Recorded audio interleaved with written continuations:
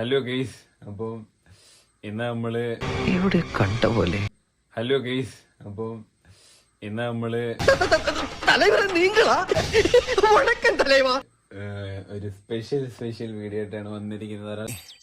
ഇവിടെ ഞെട്ടി ഉറച്ചിരിക്കുകയാണ്.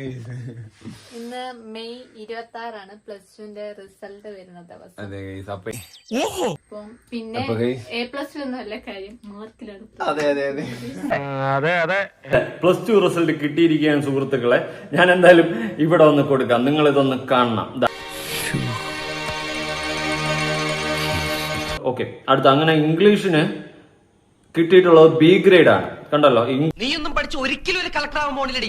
English total first ഇയറും second ഇയറും കൂടി ചേർത്ത് B ഗ്രേഡ്. മലയാളത്തിന് A. മലയാളമെങ്കിലും എഴുതി A+ എടുത്തുകൂടായിരുന്നു മോളെ. എല്ലാവർക്കും ചുമ്മാ പുല്ലുപോലെ കിട്ടുന്ന സാധനം. ഓക്കെ, അടുത്ത് ഫിസിക്സിന് C+, കെമിസ്ട്രിക്ക് C+. അവരിങ്ങനെ ഒരു അവസ്ഥയിൽ കാണേണ്ടി വരുമെന്ന് ഞാൻ ഒരിക്കലും വിചാരിച്ചില്ല.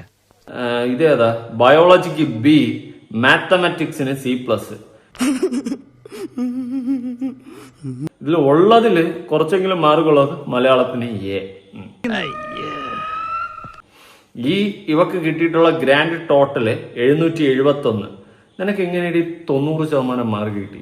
നീ എനിക്ക് കണക്കൊന്നും പഠിപ്പിച്ചു. Flash back.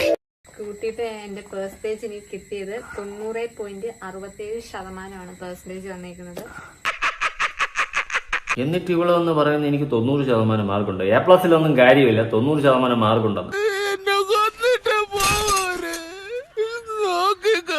അവിടെ തന്നെ ഉടായ്പകളെല്ലാം പൊളിഞ്ഞടുങ്ങി തരിപ്പണമായിട്ടുണ്ട്.